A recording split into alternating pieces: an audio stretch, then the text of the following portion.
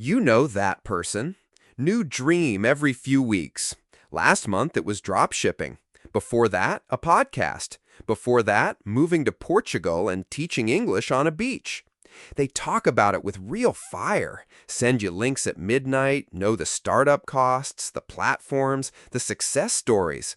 And then, silence. The idea quietly retires somewhere between the browser tabs and the vision board that's still face down on the floor. Here's what everyone gets wrong about this person. They call it laziness, or fear, or lack of discipline. But the real answer is stranger, and honestly, a little darker than that.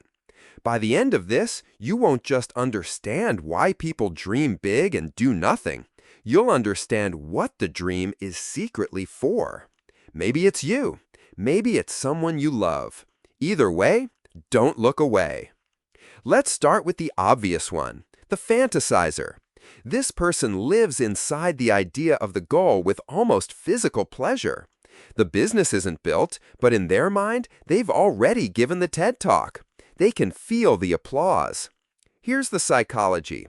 When mental simulation runs too vivid, too early, the brain registers the fantasy as partial achievement. The satisfaction you should feel after the work, you feel it before it starts. Motivation quietly deflates because neurologically you've already kind of done it. The dream was the reward. Reality, with its paperwork and failure and Tuesday afternoons, simply can't compete. Then there's the researcher who never ships. 17 browser tabs, 4 courses purchased, 2 opened. A notebook that's 90% ideas and 10% next steps. Everyone's seen this profile, but here's the part people miss. It's not really about perfectionism. It's about identity protection. The moment you stop researching and actually launch something, you go from being someone with a promising idea to someone with a public result that can be measured, mocked, or ignored. The research phase keeps you permanently in the green zone, smart, prepared, almost there. Crossing into action means becoming a beginner again, visible and fallible. For some people, being untested is the safest address they've ever lived at, and they will renovate that address endlessly rather than move. But now we get to the ones that sting a little more. The overwhelmed starter actually begins. They buy the domain. They post the first video. They show up. Once, maybe twice. And then life, loud and complicated, intervenes. But what stops them isn't distraction. It's a collapse in what psychologists call implementation intention. The ability to see not just the destination, but the specific, unglamorous steps through the middle distance. The vision is vivid. The Monday morning after the motivation fades is not.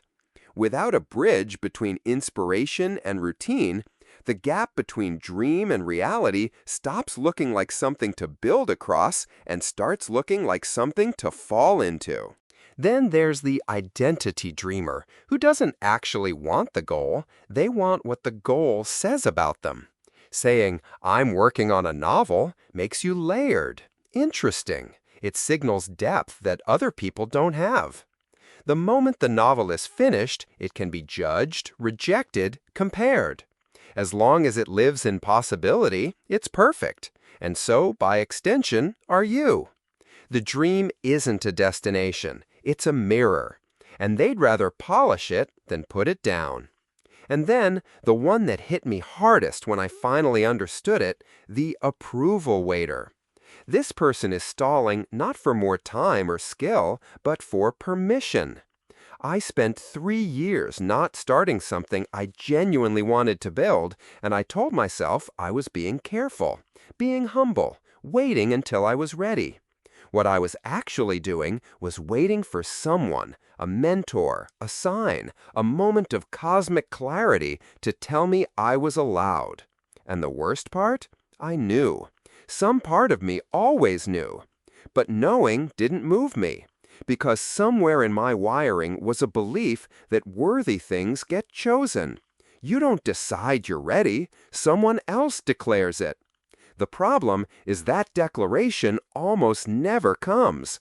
You're waiting for a vote you never actually get to cast. 5 different people, 5 different stories, but the same invisible machinery underneath. Here's what every single one of them shares, the thing nobody says out loud. The dream is doing a job. It's not failing to become something real. It's succeeding at something else entirely. Protecting self-image, managing anxiety, maintaining an identity, avoiding the specific grief of trying and finding out.